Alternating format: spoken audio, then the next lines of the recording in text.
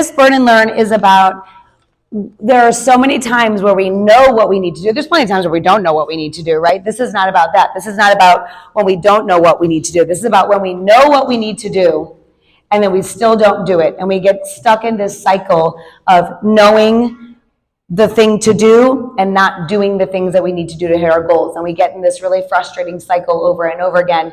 And we try to make changes and then we're not making the right changes at the right spot.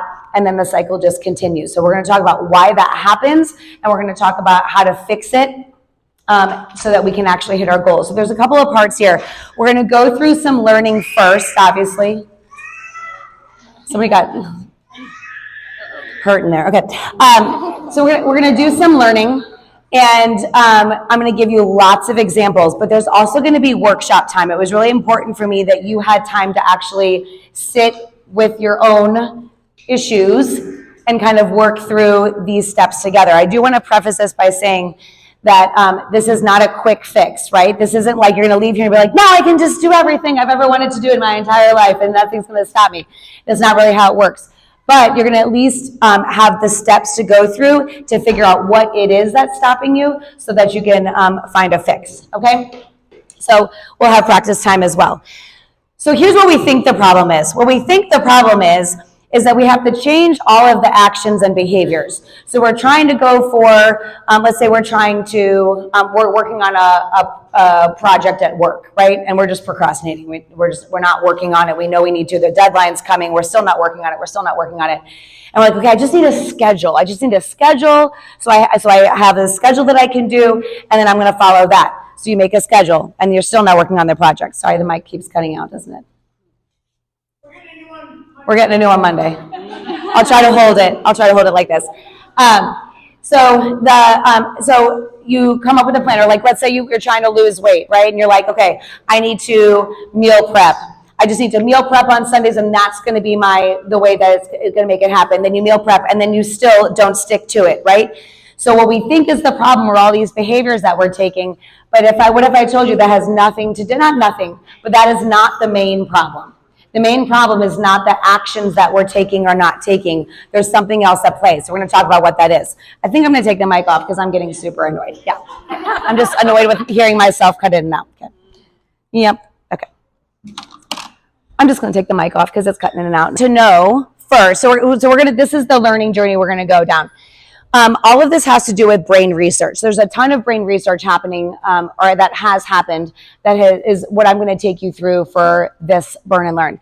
The number one thing that your brain's job is to keep you safe, which is great. We need it to do that, right? We need to have those like prickly feelings of like something's wrong, right? Our intuition, our instincts, we need that to happen. The problem is your brain perceives any change, anything out of the ordinary as a threat. Because anything out of the ordinary is unknown. And if it's unknown, your brain's like, I don't know. How about we just keep doing what we're doing? Just keep doing what you're doing. And your brain has been with you your entire life. So it knows exactly what you need to hear to keep you doing exactly what you're doing. And so what we have to figure out is how to partner with our brain to change the trajectory in another direction, okay?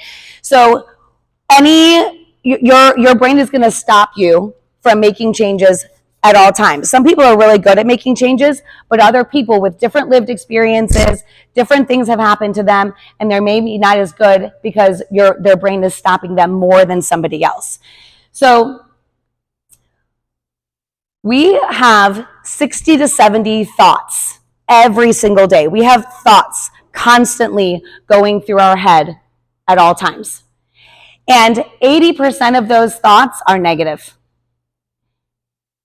That's a really big deal. 80% of those thoughts are we're tearing our own selves down, okay? 95% of the thoughts that we have in any given day, we don't even know we're having. And then 80% of those are negative. Right? So we have all of these negative thoughts running through our head and we don't even know they're happening. Okay? And then 90% of our thoughts are repetitive. We have the same thought over and over and over and over and over and over. And those are the thoughts that form our identity. So here are some examples. I'm not a morning person, right? We just it's just not me. It's become part of my identity, but that's not an actual fact. It feels like a fact. You're like, no, I'm really not a morning person. I'm like, no, you've just told yourself that for literally 25 years. That was me. He's nodding at me. I never worked out in the morning in my entire life. Ever, ever, ever, ever. I'm like, I can't wake up. So it's like, that's a personal one for me. But we have these ingrained ideas of what is true about us, and we keep telling ourselves that over and over and over again. But the reality is that is just something your brain has delivered to you to keep you never getting up early to go to the gym, because that's a change and it doesn't want it. It's a threat. Nope, don't do it. Don't do it. Don't do it. Right? Even if it's good for you, it's out of the ordinary. So your brain is perceiving it as a threat. Okay? Another one. I'm just not good with money. Oh, I'm just not good with money. I don't know how to budget. Right? Coming up with excuses like that. I'm bad at remembering names. I'm just not good at remembering. How do you guys remember names? That's why how many times do you hear that, Andrea? I don't know how many times you remember names. It takes practice, right? But it just has become like an ingrained part of our being. So these things feel like truth. And what happens is our brain has these things called neural pathways. So when a thought happens, it's like digging a groove in the sand, right? Or water passing over rock. And then it happens again. It's repetitive. It passes over rock again. It passes over rock again. And what happens when water continues to pass over the same exact rock for a long, long, long, long, long time? What happens? Yeah, we have canyons. That's the Grand Canyon. That's the Grand Canyon. And so now to divert the Colorado River out of that Grand Canyon would take a long time and a lot of practice, right? We don't have canyons yet. We're still, maybe we're like dug down a little bit depending on what the thought is. So it's possible to divert the water, but it's going to take some practice. So that's what we're going to be talking about. But I want you to kind of think about like the neural pathway that you're creating. It's going to immediately go to that spot every single time because that's the path of least resistance. It's already going there, so it's going to keep going there. So we have to learn how to redirect it. The other thing at play here is your brain has something called confirmation bias, okay? When you have a thought, whether it's a repetitive thought or just, or you just think like you wake up and you're like, you wanted a Pop-Tart and they're gone. You're like, I really wanted that Pop-Tart and it's gone. And then all of a sudden there's no coffee left. And you're like, of course there's no coffee left. And then what happens? You get into the car and you hit traffic. And you're like, of course I hit traffic, right? And this thing happens. So your brain, when you have a thought, it's going to find all of the ways, tons of evidence to confirm that thought true. So here's a good example. Several years ago, we were looking to get rid of the minivan because our kids were older and we wanted an SUV. And I didn't know what I wanted. I wasn't a big car person. So I leave the South County Old Navy. I remember this so vividly. And I see this car in the parking lot and I was like, what's that? And I walk up to somebody's car and I'm like walking around it looking and it's a Toyota 4Runner. I was like, never even heard of a Toyota 4Runner, right? I call Mark and I'm like, have you ever heard of a Toyota 4Runner? He's like, yeah. I was like, I didn't even know that car existed. What happened? I saw 19,000 Toyota 4Runners over the next 2 weeks, right? Because your brain's like, here's one, here's one, here's one, here's one. That's confirmation bias, okay? Confirmation bias can be really great. I really found out that I really wanted a 4Runner and I bought it. But it also can be bad for society, right? But it also can be bad for making change. Because if we have the thought like, I always end up quitting anyway. I always end up quitting eventually. Anything you try, that's the thought that's in your head, and your brain is going to find ways to confirm that true. Any small misstep, your brain's like, yep, you always quit. You always quit anyway. Quit here. You always quit anyway, quit here. You hang on. You always quit anyway, quit here. It's going to find multiple places for you to quit anyway, okay? So that's where we want to have a little bit more power over those thoughts. We also have emotional reactions when we have a thought.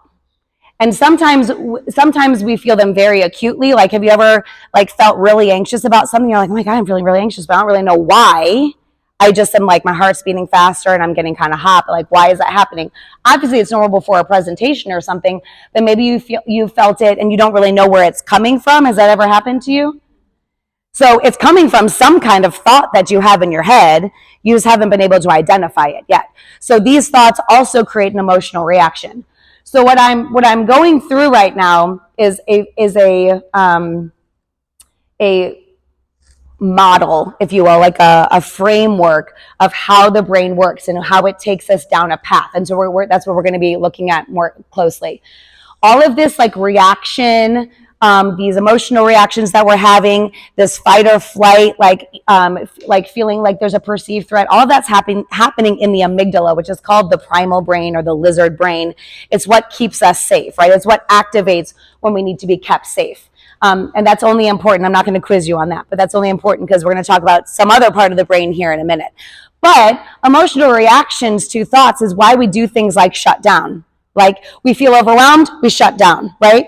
We feel anxious and we take whatever action, or we're excited and we jump up. Like those emotional reactions are what causes our behavior. Okay, so this is the framework that we're going to be looking at quite a bit. And this is why it's not instantaneous, right? Because we have to kind of go through these steps. But we always start with something happens, right? It could be like a goal you want to achieve, or it can be something that already happened. And you have always, this is brain research, you always have some kind of thought about what happened, okay? Meaning, you take and I'm going to give you a ton of examples, so just kind of ride with me right now. But you take what's going on and you make it mean something, usually negative, about you. Okay? That thought then causes an emotional reaction. And then all of the behaviors you take after that are driven by that emotional reaction and the thought that you had. And so then what ends up happening is you have an outcome that you typically don't want. So let's see an example of this. This is a work example. I have a project due next week. I kind of hinted at this. I have a project due next week. You say to yourself, oh my God, I know this is so tiny, I'm sorry, but oh my God, I'm so overwhelmed. I don't have enough time to finish, right? That's immediately what comes up when you have this project. And your emotional response is overwhelm or anxiety. So then what do? You don't work on the project. You avoid it. You're like, I'm not doing it. You just dig your head in the sand and decide it's a problem for tomorrow. And the project either doesn't get done or it gets done really sloppily because you're under pressure and it's the last couple hours and you just throw something together, right? And then you call yourself a procrastinator. Like, I always procrastinate. So then the next project comes, you're like, I always procrastinate, and the cycle continues. And the next project comes, and I always procrastinate, and the cycle continues, right? And so what happens? You just stay in that loop of always procrastinating because that thought, that story you're telling yourself is, I'm so overwhelmed, I don't have enough time, okay? Here's another example. Maybe you've got a spouse or relationship or a significant other. You clean up the house. They come in, they don't say a thing. And you're like, well, he obviously doesn't appreciate me, or she obviously doesn't appreciate me, right? And so then what do? You feel disappointed, you feel resentful, and then the actions you take come from that. You withdraw, you become short-tempered, you snap, you're like, everything's fine. What's wrong? Nothing, right? And then the outcome is the partner never finds out what the problem is. You loop back, you clean the house again. They still don't say anything because they don't know it's a problem. And we just keep going in this cycle, right? Here's another example. This is for finances. I have $100 left in my bank account after all of my expenses. And you say to yourself, I'm never going to get ahead. I'm never going to get ahead financially. I'm never going to have anything in my savings. Your emotional response is stress or it's scarcity. I'm never going to have it. I'm never going to have it. I'm never going to have it. Your behaviors come from that emotional reaction. You don't look at your expenses ever. You don't look at your finances. And then you a lot of times overspend because it feels good because you get a dopamine hit. And then the outcome is you never get a hit on your finances. Are we seeing the circle here? Are we seeing the cycle that's happening? So here's one for kids. Child throws a tantrum. You say, there's no more screen time. Child throws a tantrum. You think to yourself, I can never handle this. I don't know how to handle this. I'm a bad mom. Why is my kid reacting this way? I'm a bad dad. I don't know why my kid's doing this. I don't know how to handle my kid, right? You're emotional. You react with some kind of overwhelm. You respond either by raising your voice or you give in because you want to avoid the conflict. And then the cycle continues and you never get out of the tantrum, screen time cycle. Okay? So there's just several examples there.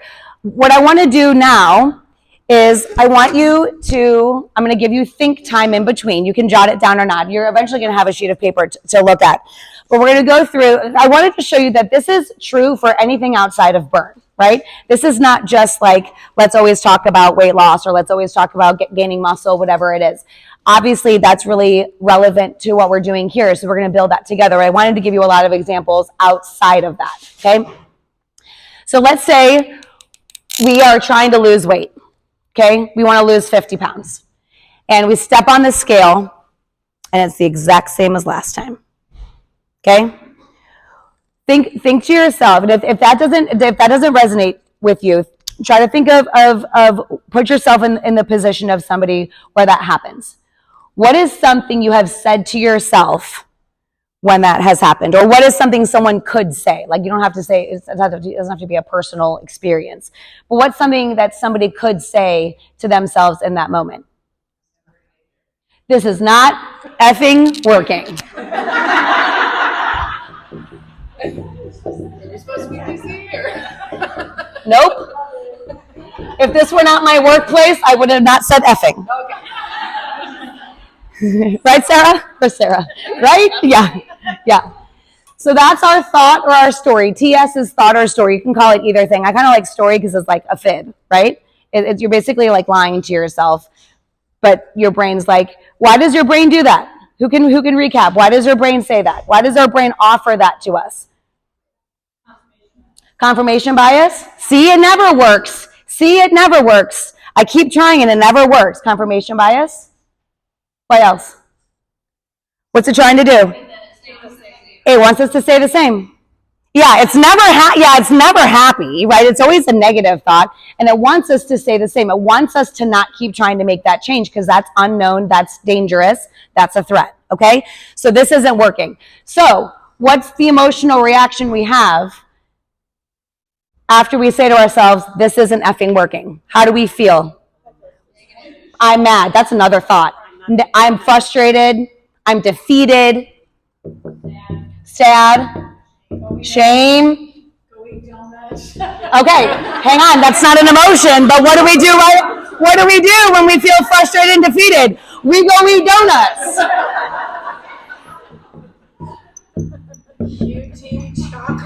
Yeah, we binge. We go get, we were like, well, it's not working anyway. Might as well just eat everything, right? So those are the actions we take based on our emotional reactions. Sorry, Jason. And so then what's our outcome? What's the results of eating the donuts and we don't come to the gym and we don't schedule a focus meeting and we hide because we're frustrated? What happens? We don't lose weight. And it keeps not effing working. So we go right back up to the top. So we're in this cycle all the time. Do we see how that works? Okay. Yeah. So we can't just switch to, but Lauren, what do we do about it? Okay. And here's why. Because if we don't figure out what the problem thought is, we're never going to get out of it. Right? If I'm just like, well, just switch this, just decide it's possible for you. If this is a repetitive thought, remember, 95% of them are unconscious. You don't even know you're having them. 80% of them are negative, and they're forming our identity. You have a lot of crap thoughts going through your head all of the time. You have to start by identifying them first so that we know what we're working with. So that's what we're going to do right now. Okay, I'm going to give you a sheet of paper. You can work on your own, we can go through another example if that's helpful. I'm just going to kind of hand a stack and just take one and pass. So this is called, what this cycle is called is your unconscious cycle, right? Because it's happening a lot of times and we don't even know it. Let me see if that's where I am. Yeah. It's called our unconscious cycle. So here's the problem that happens. This is what I was saying. We start by trying to change this. We start by trying to change this. Okay, I just can't eat donuts. I can't go to McDonald's. I need to meal prep. I need to have a plan. I need to like grocery shop. I need to buy the right groceries. This is what we try to change. Well, what's the problem? This isn't the problem. This is happening because of what? This. Thanks, Rhiannon. You're fine. This is happening because of this. So this is why starting earlier on the project or meal prepping or, I don't know, any of those other behaviors that we were talking about, changing that doesn't fix it. It doesn't fix it because this is the problem. If you're attacking any of the things you're trying to fix by still saying to yourself, this never works, it's still never going to work. Your brain's still going to find ways to not make it work. So we have to go and figure out this. Okay? I want you to also think about, back to my teaching days when I have really great drawings, okay? We have a tree and grass, and then what's down here? Roots, okay? So what if we change this? We're addressing the symptoms, right? Eat donuts, right? But if the roots are crappy, this is not going to flourish, right? So we have to change the root cause of the problems so that we address the symptom. True for PT, true for going to the doctor, right? Don't just give me medicine. Tell me why I'm having the problem. This is why you're having the problem, and that's why you're having the issues up at the top of your tree, okay? Okay, I think we're ready for the handout part. Yes. So this takes practice. This is not just going to like flow out of your body super easily. But I want you to take, we have, I'm really good on time. I was worried about that, but I'm okay. I'm not waiting too long and talking too much. It's the same thing at the top and the bottom, okay? So I want you to think about personally something that you're working on. It could be within Burn, outside of it, something that you are having trouble doing, that you're having trouble sticking with. Okay? And at the top line, our situation, our circumstance, it could be your goal or it could be something that that's happened before, is what goes there. So let's say your goal is, I want to get a pull-up, right? That would go at the top of the line.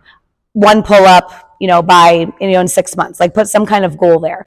So at the top of that line, you're writing down some kind, or you can just think it if you want to do that, if you don't have something to write with. But what goes at the top line is data. Okay? Like, I want to lose 50 pounds, or I want to get a pull-up, or I have a project due at work next week. Right? Think about something that's either coming up for you or a goal you have, and that's what goes in that line. I'm going to give you a second. I'm going to stop talking. You're going to think. Would it be something that you would have to measure? No. It does not have to be something you have to measure. It doesn't have to be like a SMART goal. Yeah. That's January, y'all. Come back.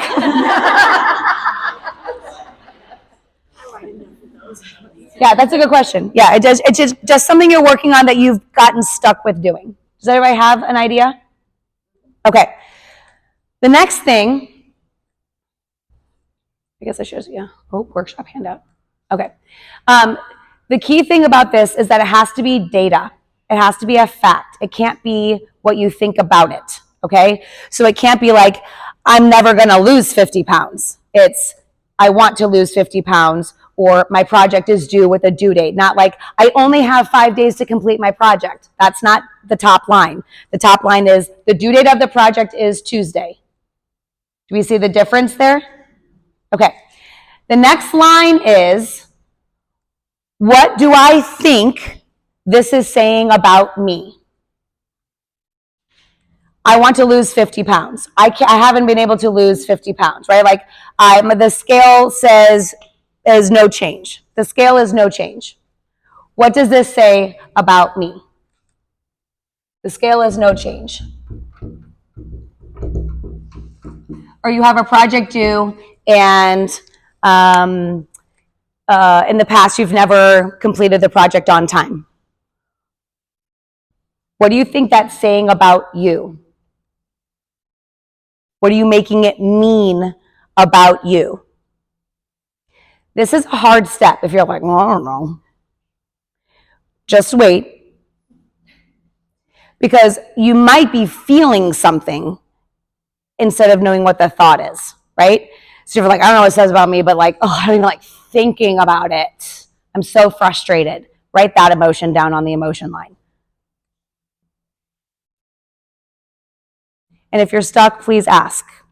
Because this is where it gets, this is like kind of the nebulous part of things.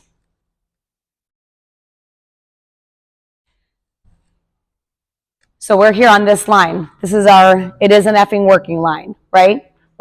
Your thought you're having about the thing that you're doing is likely negative. And it's causing some kind of emotion in you right now. And I want you to write that emotion down. What kind of emotional response am I having from that story or from that thought? And if you're still like, I don't know, that's okay. Just wait.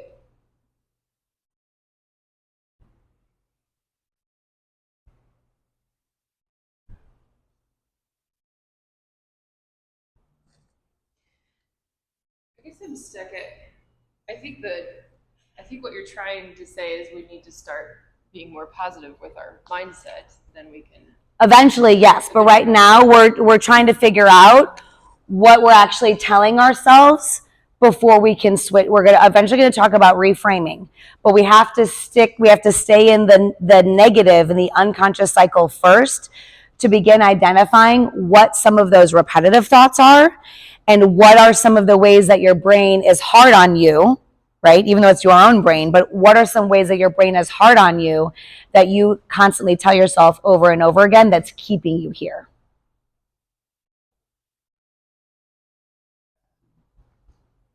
For this circumstance, I guess my goal would be to lose the 50 pounds, but the sugar is where I'm stuck. And okay. I would say it's not working because I keep eating sugar. Okay.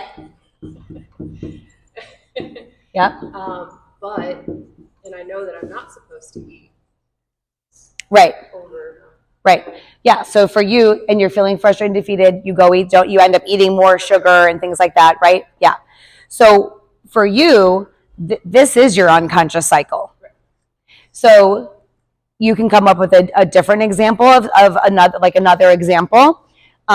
But we're going to then take it into a conscious cycle here in a little bit. Okay? Other questions?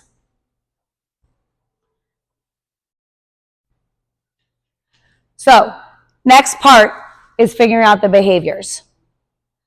This is where we usually it's pretty obvious what we're doing or not doing when there is no change. So if you were stuck on the thought, if you were stuck on the emotion and you're at the actions now, write down the things or think about the things that you do or don't do that's causing a problem, right? So if we think the work example, you bury your head in the sand, you don't work on the project, or if we think of this, we don't go eat the donuts, or we go eat the donuts, or we go crazy on calorie intake. So write down or think about what are the behaviors that are the problem behaviors in something that you're stuck with. And once you have those behaviors, sometimes it's easier to work backwards. Okay, I'm eating the donuts, I'm eating ice cream, I'm not meal prepping, I stop going to the gym, I don't hang out with friends because I'm really depressed. All of these behaviors are happening, right? then sometimes it's easier to be like, okay, what's the emotion that's causing me to act that way? Sometimes it's easier to start with the actions and go back up to the emotion. These are the problem behaviors I'm having. What's the emotion causing me to act that way? And then you can go, what's the thought that's making me feel that emotion? Do you see how you can kind of work backwards? So depending on where you get stuck filling this out, sometimes it's easier to go to the actions and work your way back up. So think about the behaviors that you display that are the problem behaviors.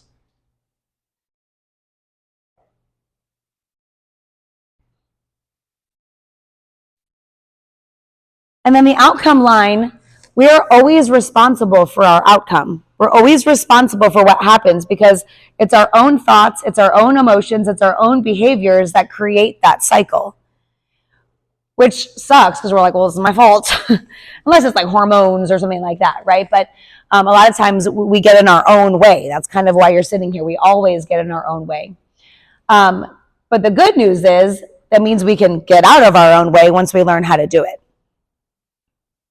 Does someone want to run through their example? You don't have to. I'm not going to call on somebody. Erica, sure. So I ended up meal prepping. Okay. So some data. Okay. So meal prep for a week. And my story or thought is that it takes too much work. Too much work. And so my emotional response is that I think about it. Okay. Mm-hmm. And what do you feel when you're defeated? Or what do you do when you're defeated? I don't do it. I don't meal prep. Yeah. And my outcome is I keep not meal prepping. It's a perfect example.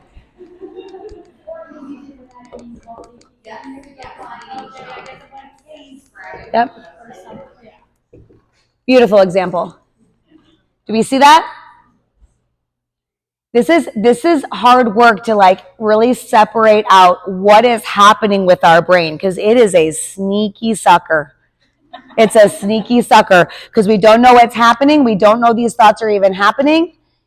And it's telling us things that we have just believed for a long time, especially if we're talking about like, ingrained beliefs, right? Like, this one isn't one that's, ingrained belief, but like something like, the idea of, okay, well, I got a new job and I have to start going to burn at 6:30. I'm not a morning person. Problem. That's a canyon belief that takes a lot longer to get out of, right? All right. Yes, please. Like, even like in the stories and Mhm. thoughts, they can be what other people are saying too. Yeah, So like they can. in my case, mine is I would like to lose some weight. Mm-hmm. And so I go back and forth like, oh, I'm, upset. All of that. But then also I hear other people, oh, you're fine. You've already lost this weight. Yep. You're fine. You shouldn't, That's true worry. too. But I know my history. Yes. And I've lost, I've gained. I've Yep. lost, I've gained. Yeah. And I don't want to be, in my case, the last time that caused me to lose the weight was because I was a diabetic. I'm like, I don't want to be a diabetic. So now I'm not a diabetic, but I'm so scared of being a diabetic. Right. So I can't get out of that Yeah. little Absolutely. because I hear other people. Yes. And then, oh, it's your age. You can't lose weight. because Yeah. of your Oh, yeah. age. You're not going Mm-hmm. to burn off more calories when you work out because your age. Yep. Like, That's well, true. screw you, my Right. age. Yeah. I That's can't true. do it. So Yeah. go back and forth with Yeah. positive and negative, and usually the negative wins. Yes. Yeah. That's a really good point. A lot of our stories come from what people have said to us. A lot of them. Some of them then we create our own news stories, but we have these past experiences with our parents, and sometimes it's not even like to be mean, right? Sometimes it's to be nice. Right. And then it's like, but it messes with us. They don't, right? That's the fear I have of, well, if I let 10 pounds go, Mm-hmm. well, then there comes on another 10 pounds. Right. Because I remember my Your past experience from before, right? It'd be curious, like if any of you, I mean, when I say like, you know, we have these thoughts that other people have said to us. I have one. I mean, there's one that comes to my mind every single time I bring this up. When I was 12, I went to the doctor, and the doctor in front of me said to my dad, "Well, she's just going to be somebody that's always going to have to watch her weight." And I have lived with that my entire life, right? And it's not true. You know, I don't have to watch it any more than anybody else does, you know, to be a healthy person. My dad was really pissed. We didn't go to that doctor again, but we fired him.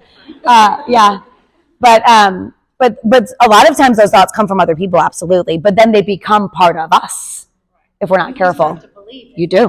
You do. But it's still just a story, and that's the key. It's still just a story. So let's talk about, what do we do now? Because this is all really depressing. It's like, okay, well, all negative is hopeless. It's hopeless. There's no change that can come, and that's not true. What we do is we have to create what's called a conscious cycle. Okay, so you know how I said that 95% of your thoughts are unconscious. The first thing we have to do is bring them to conscious. We have to start paying attention to what's running through our brain. And even after this conversation, you'll start to notice things, right? You'll be like, I didn't know that's what I thought about that. You know what I mean? As you're just kind of like going about your day, right? Or if you start noticing behaviors like, another week, no meal prep, shocker, right? Now you're in your arsenal, you have some information like, okay, why is that always the default action that I'm taking? What's happening here? And you have your hand out, and you're like, okay, well, what's happening is I'm on the action line and I'm not meal prepping. And I know that meal prepping isn't the problem. The problem is all the stuff up above. So let's figure out the root cause of not meal prepping, okay? So I'm going to give you, before I even give you the new handout, we're going to talk about what goes into creating a conscious cycle. The first thing is you actually start with the outcome you want. So on the unconscious cycle, we started with the circumstance, the data, and then we have a thought or story that we tell ourselves about it. For the conscious cycle, I wish I had a, what's that called? Our here at the outcome line. So let's go back to that weight loss example, just because it was the one that we can do Erica's meal prep. So what's the outcome you want, Erica? What's the outcome you want? What do you want to do each week in terms of meal prep?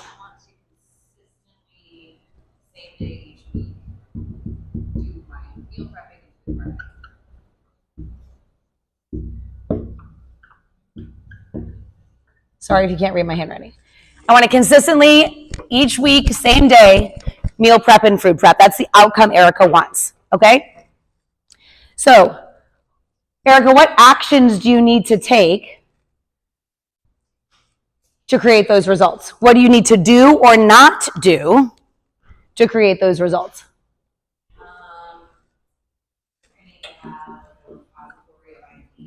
Okay.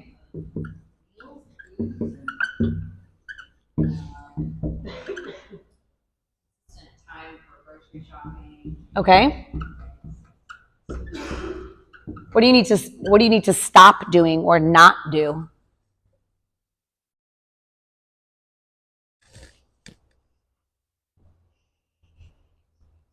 Maybe not stop avoiding it? Yeah, stop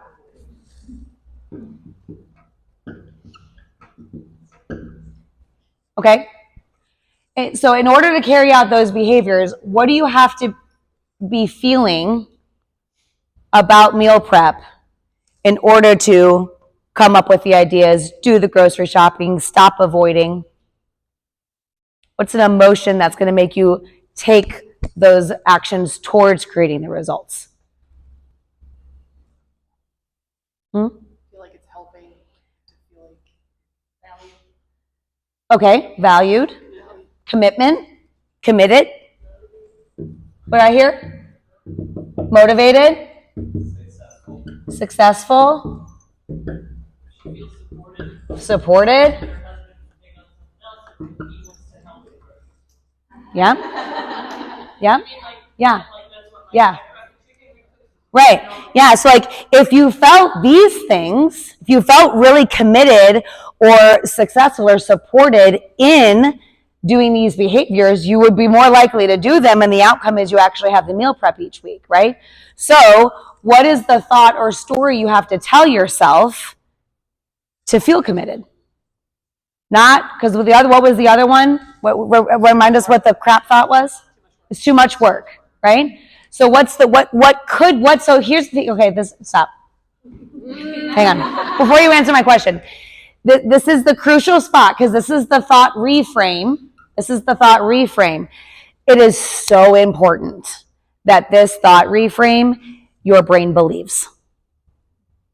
That your brain actually thinks is possible. This is a lot of times why if you've ever tried like positive affirmations, you like look at yourself in the mirror and you're like, you're beautiful, you're strong. And you're like, psh. Your brain's like, no, you're not. Right? Because your brain doesn't believe it. It's too big of a departure from the crap thought. It's too big of a departure. Okay. And we're going to talk about stepping stone thoughts here in a second. So before you answer that question, it can't be like, I can do it. Right? Because that's your brain's like, no, you can't. I think just that it's a valuable, worthwhile effort. Okay. Meal prepping. Make your evenings easier. Yes. Yeah. It's a gift I'm giving myself in the future. Is a valuable effort for my health. Right? So imagine waking up on Sunday and reminding you, hey, you know what? Okay, here's the other thing. You're going to wake up on Sunday next week and you're still not going to want to meal prep. This isn't a magic switch, right? It's not going to like all of a sudden you'll be like, meal prepping is a valuable effort for my health and it's just going to happen from now on, right? Your brain's going to be like, you don't want a meal prep. It's not worth the time. It takes too much time. Don't do it. Keep doing what you're doing, right? That's what our brain is wired to do. We cannot stop that. But what we can say is, thank you, brain. I know you're trying to protect me. You're trying to keep me safe. But meal prepping is a valuable effort. And it's important to me. It's important to my family. It's important to my health. So shut up talking to me. And then go through this model. Do we see how that works? Okay. I'm trying to see it as like me time, and I like look forward to trying to save like a podcast or Yeah. or something. You're fine. I have to pause it a lot because I have an 8-year-old boy. Right. But I still am like, I try to like look forward and like do like a save of something I want to listen to. Right. It's kind of visual. Yeah. That's and you said the word pause, which is the pause is actually one of the most important steps in trying to create these reframes, because we have, again, the thought's unconscious. We have an immediate emotional reaction and we immediately take these behaviors and we don't pause to say to yourself, why am I doing this? Why am I feeling this way? Why are these the actions I'm taking? Why am I not doing what I know I need to be doing to hit my goal? We have to pause. This creates pause, and it creates a model for you to go down to try to make the change. Okay? So let me get through my slides because you're going to have time. Oh, is that it? Is that it? Oh, that's it. Okay, good. Okay. So you have this is now called the conscious cycle. So now I want you to think, what is an outcome? What is a result that you want in your life? You can take your unconscious cycle that you worked on and turn it into a conscious one, or you can do something different. You can do like a different outcome, but write down or think about what is the outcome that you actually want to have first. Do that first.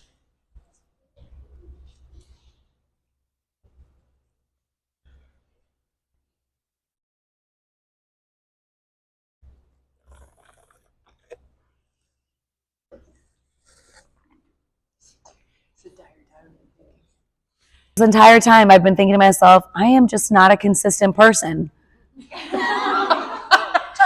Well, if that's not an ingrained belief, I don't know what is, right? It's a canyon. It probably is. It probably is. But you know what is so incredibly good about this is that you just realize that that's a thought you're having, right? Awareness of it is how it starts. Awareness of the thoughts that are happening is how we start to get out of that, right? So, you know, if you're in an unconscious cycle, your story is, I'm not a consistent person. That's become part of your identity, right? And so then you're like, okay, well, what behaviors do you take when I think to myself, or what emotional reaction do I have when I say I'm not a consistent person? And it's, I feel like crap about myself. I'm frustrated. I'm defeated. I'm ashamed. I should be better, right? A lot of our crap thoughts is like, I'm worthless. Really, the anxiety of exactly what you're saying is, I know what I should be doing. But I'm not a consistent But I'm person, not a so consistent person, so it's not gonna happen. right. So now think of something specific for your outcome. Like, what is something you want to be consistent in? That's going to be your conscious cycle. Pick one thing, right? We can't be like everything. That's too much at once. So pick one thing you want to be consistent in, whether it's, you know, meal prepping or coming to the gym a certain number of times a week or whatever. And then be like, okay, what are those actions look like? If you want to be consistent in coming to the gym 3 to 5 times a week, what are the actions you have to take? So that's the next line for whatever you're working on. What now are the actions or the behaviors that you have to take or display in order for that outcome to come true? This is the part where you know what you need to do. Maybe you don't. So maybe some of it is like, I have to figure out what that looks like. I have to figure out or learn how to, you know, cook if I want to meal prep. Sorry, Mark, it's not going to happen. Right? But you have to think, like, so some of it could be learning, but write down the actions or behaviors you need to start doing or stop doing, continue doing in order for that outcome to come true.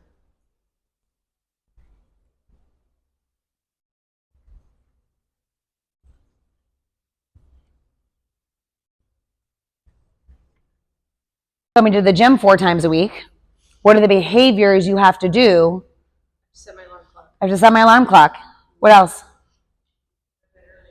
I have to go to bed earlier. What else? Put my clothes out. Huh? Tell a buddy. Sleep in my workout clothes. Actually get out of bed when my alarm goes off. Sign up for the camp. Sign up for the camp ahead of time.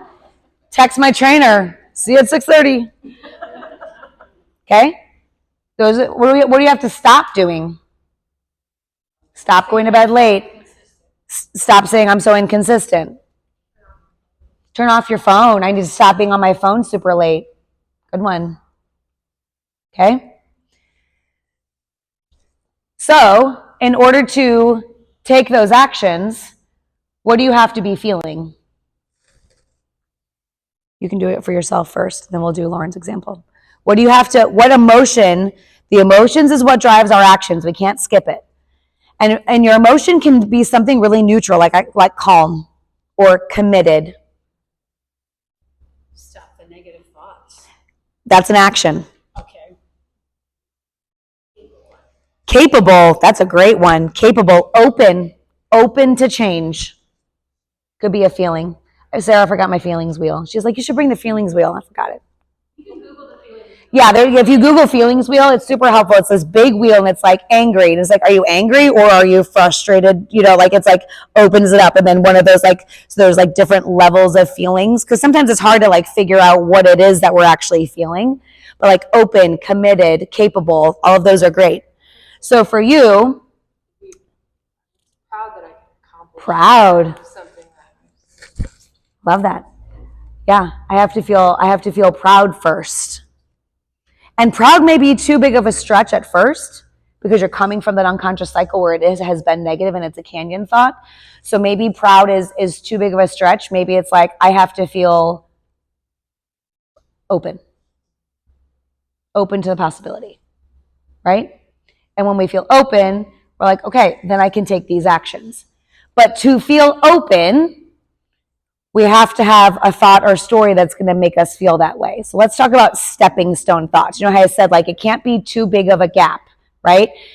They're called bridge thoughts, stepping stone thoughts. So if you're, especially if it's a canyon belief, you're like, I'm always inconsistent. I've never been consistent at anything, right? If that's the thought where we're talking about, coming over to, I can be consistent, feels impossible. And your brain is going to reject it. There's no sense in even trying to use that as your thought reframe, because your brain's immediately going to reject it, right? Especially if it's a canyon thought, okay? So we have to kind of like do these little stepping stones to eventually get there. So if we're going from, I've never been consistent in my life, my personal preference is adding in, they're called hedge words, like, I'm open to believing that it's possible for me to one day in the future be more consistent. Because your brain's like, sure, that's believable, right? Sure. And then when you're, sure, keep telling yourself that, but it's not rejecting it, right? Or maybe it is, and maybe you need to do one that's even less of a step, right?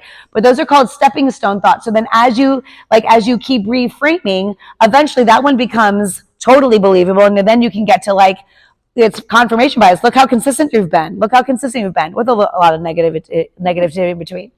But like, look how consistent you've been, and it's going to keep helping you get to the actual thought of like, I can be consistent. I can do this. This is possible for me. So try to come up with your own new thought, your thought reframe. That's what that arrow is. It's a thought reframe. So that's your new thought. So Erica's was, meal prepping is valuable effort for my health and my family, right? Maybe Lauren's is, one day it's possible that I could be consistent.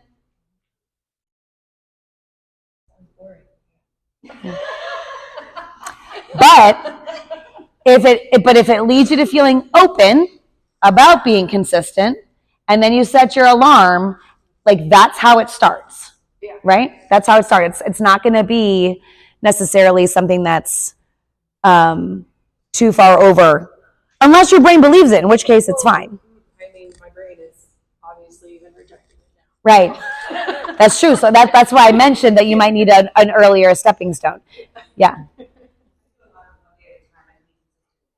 Yeah. Ooh, that's a great stepping stone thought. Tomorrow I'm going to start my consistency journey. Just tomorrow. That's a great one.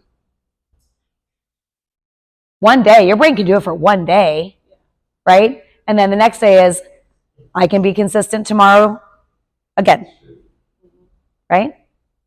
That's a great one, Mercedes. Thanks for that. Bye, Swathi. Okay.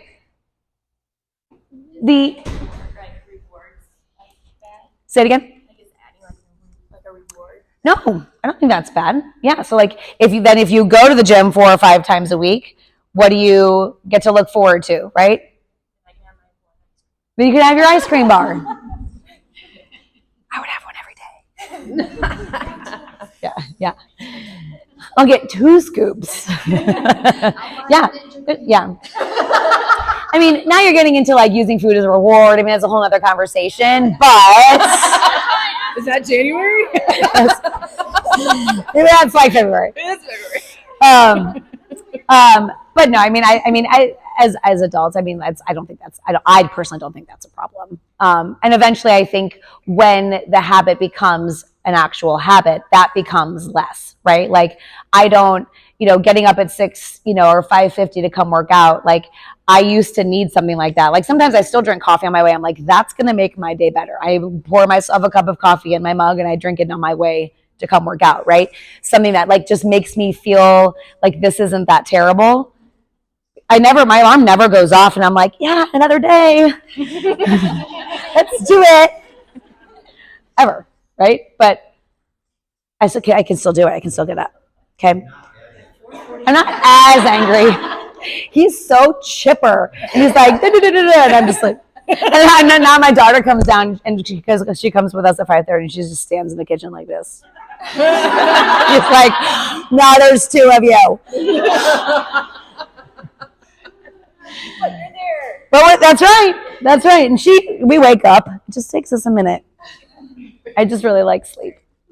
Other questions? I have a question. Yes, ma'am. Okay, so going back to the unconscious cycle. Yes. Would you say that the cycle kind of creates a situation where you are kind of at a level of acceptance of the outcome, and so that's almost like a cop out for yourself? I think it can. I think a lot of people are still very frustrated by their outcome. Yeah. But you're like, well, it's never, because your story is it's never going to happen. Sure. Yeah. Because your brain's like, it's never going to happen. It's never going to happen. It's never going to happen. Why bother? Right.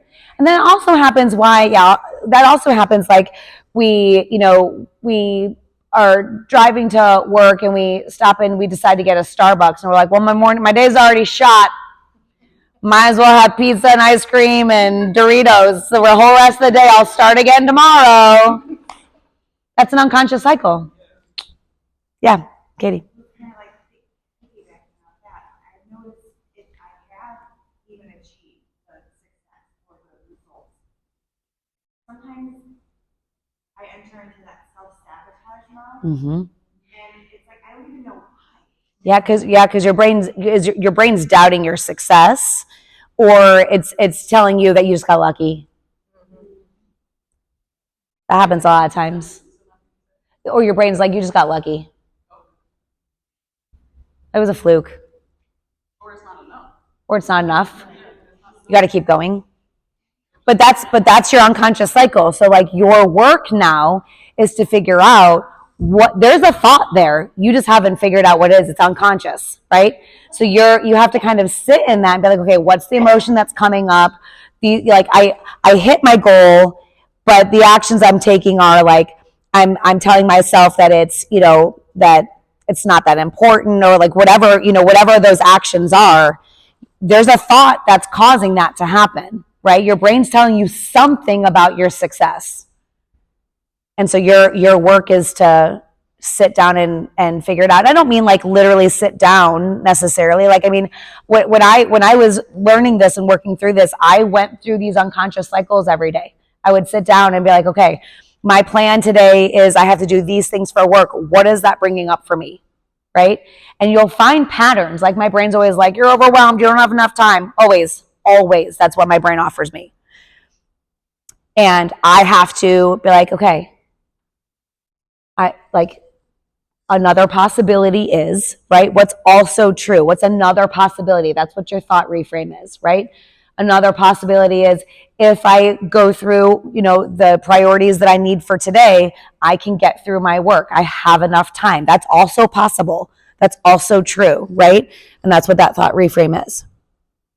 So these worksheets are here for you to reproduce. I'm also going to share the folder. So like when I'm done recording, I'm going to put the recording and these worksheets and the slides in a Google Drive folder that I'll share on the client's page because people ask for the recording and stuff.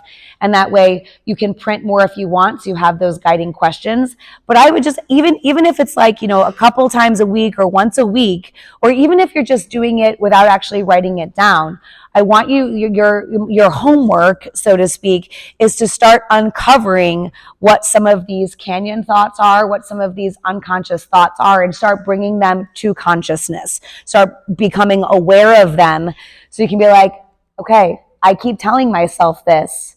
And the other thing too is like, so I was saying, your amygdala, we have a prefrontal cortex, right? So as human beings, we can get out of our lizard brain, out of our primal brain, and come into our prefrontal cortex. That's where we have thought and reasoning.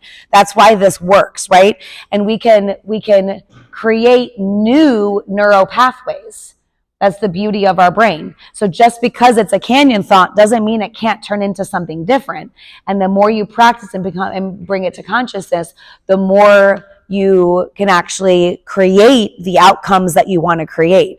But your brain's going to resist. We know this. Your brain is going to resist. So you have to partner with it. Thank your brain for doing its job. Thank you for protecting me. But I'm going to go ahead and do this anyway. And that's how we make those changes. Okay? Any last questions? Yeah. I love ChatGPT, and if you take a picture of conscious cycle and unconscious cycle and you send it to your ChatGPT, you can ask it to through some of your thoughts, it will, if you feel blocked, like I always tell Lauren, I'm like, I'm not that deep. Yeah. I can't think these thoughts. Yeah. You know, like it's not, I just can't get there sometimes. Yeah. Okay, at least putting it, it's almost like having Lauren like, Prompting you. to at least help you work through it without feeling stuck. And you can tell it, like, I'm having a really hard time, like, doing meal prepping, right? I know I'm getting in my own way, and give it this information, right? Talk about conscious and unconscious cycles. Talk about like the thought, emotional reaction, action, outcome model. That's a brain research model, so it's out there, and it will walk you through it. That's a really great idea. Thank you for that. Yeah. I use ChatGPT for literally everything.